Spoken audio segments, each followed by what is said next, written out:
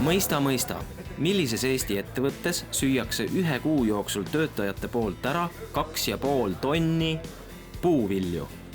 Loomulikult Playtechis.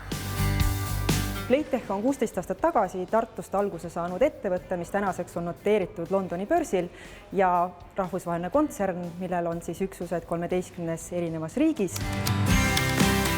Playtechi kontserni põhitegevuseks on pakkuda tarkvaratooteid ja nendega seotud teenuseid ja terviklahendusi maailma juhtivatele online mänguoperaatoritele.